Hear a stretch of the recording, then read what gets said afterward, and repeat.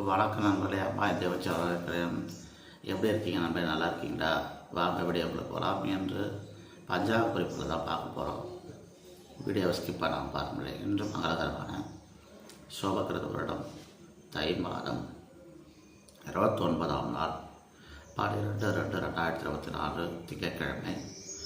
இன்றைய தேதி இரவு 10:49 வரை ததிய தேதி. அதன் பின்பு சதுர்த்தி தேதி ஆரம்பம். இன்றைய நட்சத்திரம் இரவு 7:37 வரை புரட்டாதி நட்சத்திரம். அதன் பின்பு உத்திரட்டாதி நட்சத்திரம் ஆரம்பம்.